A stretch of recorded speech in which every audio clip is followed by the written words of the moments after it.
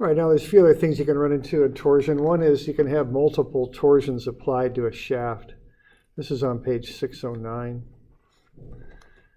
All right, so let's say we've got this motor and it's turning, and we've got a couple different flywheels that are taking torsion off of it. The shaft spins at 1750 RPM, meaning revolutions per minute. Let's find some of these angles that are occurring here in the shaft. All right, so we've got the material properties there, E and G. Also from the middle of the page there, I got the moments of inertia there, pi over 2 r to the 4. So that'll get us those moments of inertia. So let's have a look here at what's going to happen with this shaft and how we would analyze it. Now this is similar to the stuff we did with axial loads, where you make a cut and analyze what's happening inside the object.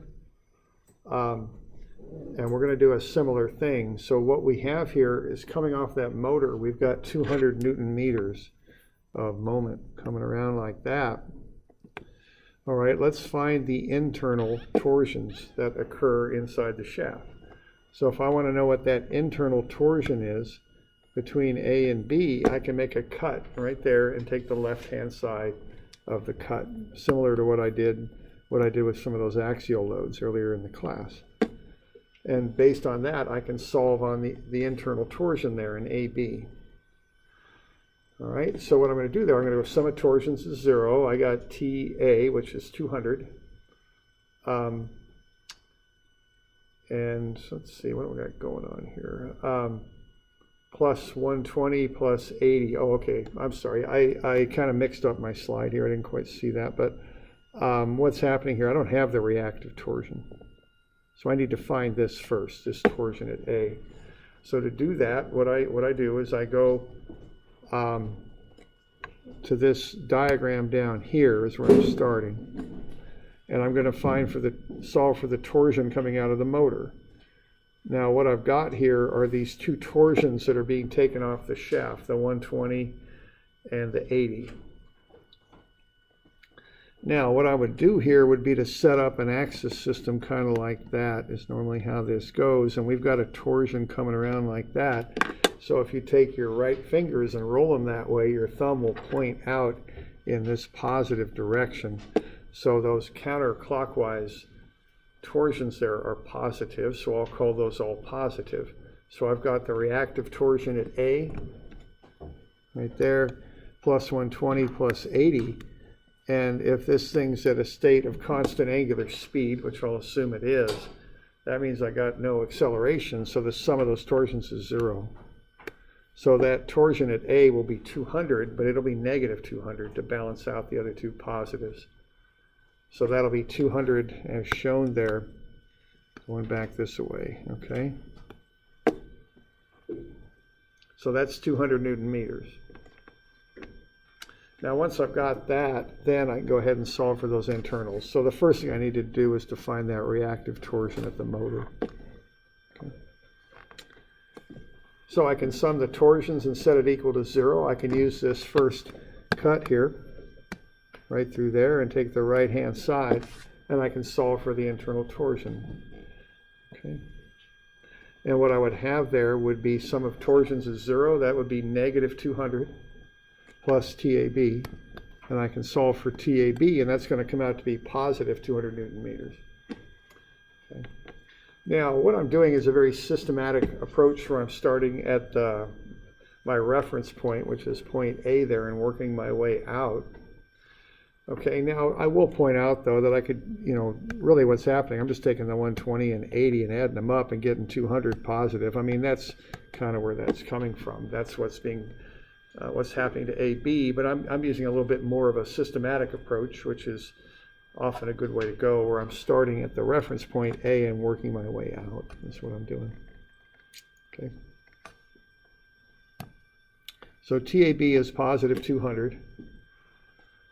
And if we use the same approach, we can find the torsion in BC.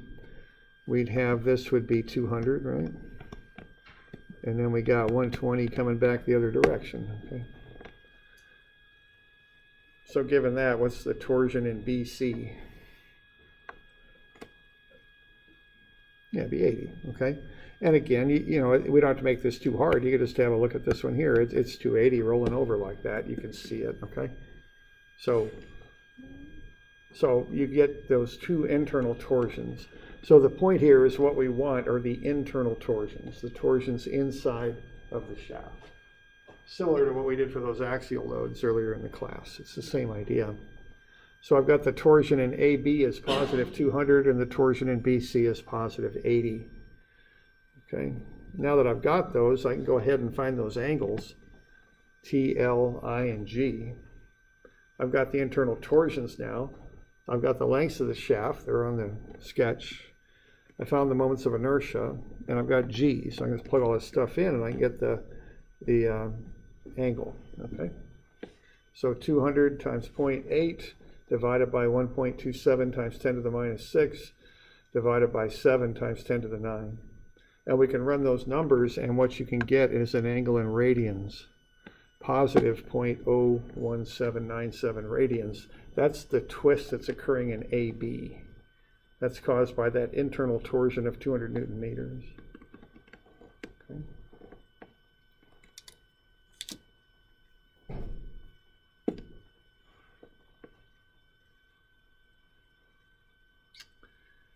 And then you can do a similar thing for BC. It's just a matter of plugging in that table and just running the numbers. So it's TLIG, and the angle is TL over IG. So if you can find those internal torsions by starting at the reference point, cutting free body diagrams and working your way out, well, you can find the twist angles. Okay.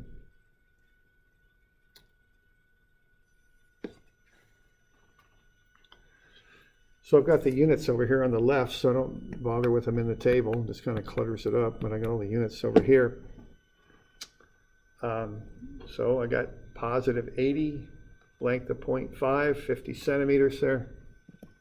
I already found the moment of inertia, 0.251 times 10 to the minus 6. And I've got G, 7 times 10 to the 9. So again, I just plug all this stuff in, and I get positive 0.02274 radians, okay? So what I've got there are two positive angles. This shaft is twisting in the positive direction. Okay. So if I want to find the total twist of C with respect to that point A, I just add the two together and get the total. It's 0.04071 radians, which is about 2.33 degrees. So if I apply those torsions to that shaft, that's the twist I would expect in it. Okay. And you know, if you're doing mechanical engineering and you've got things coming off that shaft that have to work together, you might be concerned with how much twist is in it. That might throw some things off, okay? So we look at that.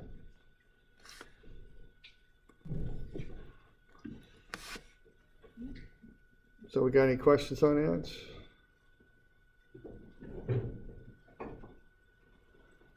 Okay.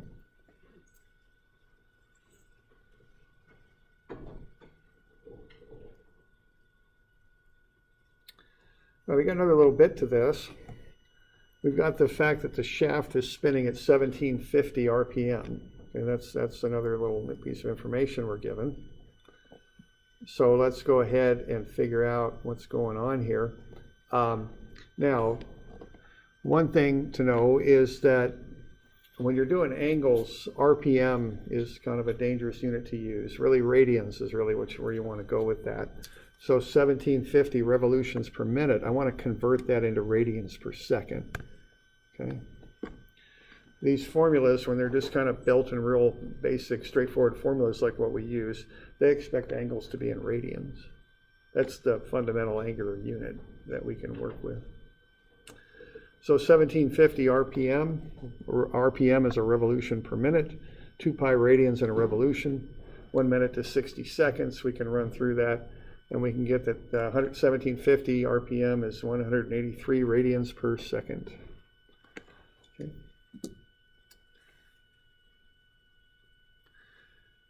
Now, the other thing that we want to find here is let's say we're mechanical kind of engineers here. Let's say we're going to have a little bit of concern with what's happening in the difference between B and C.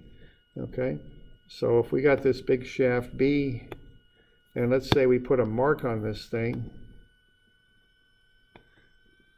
at what I call 12 o'clock, back in the days when you used to tune up cars and they had things on them called points and all that kind of stuff. This is back a long time ago.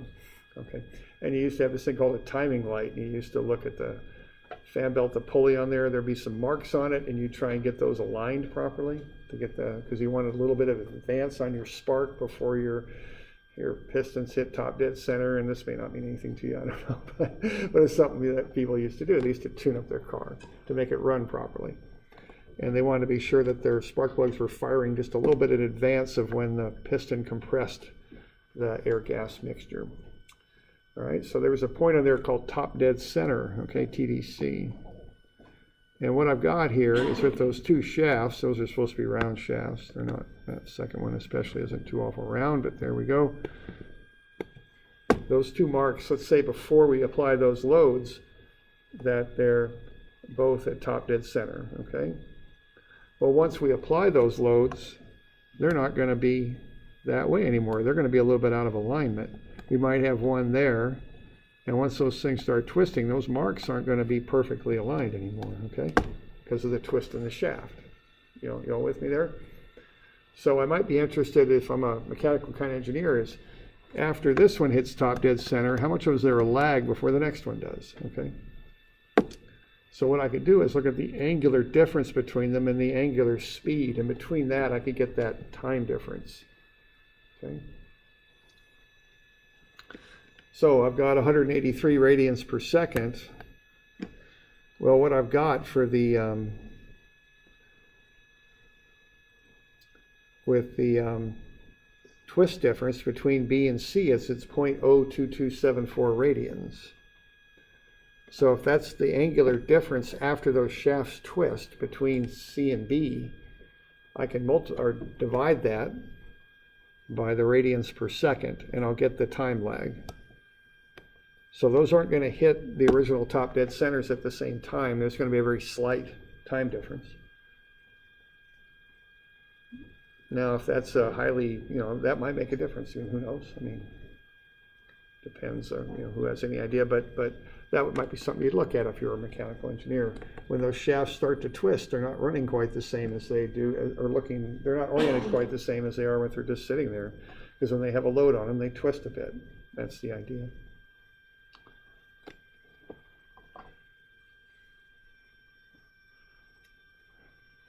Okay. So we got any questions on that?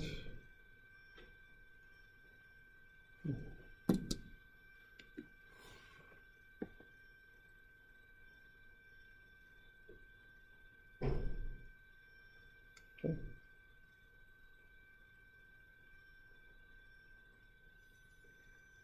All right. So that's just a little bit on that twist angle.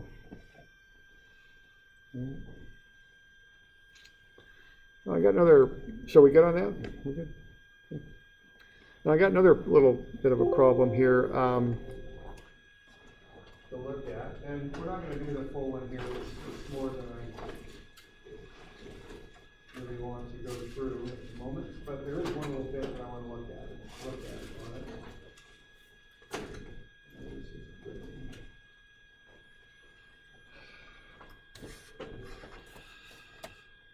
Let's see here.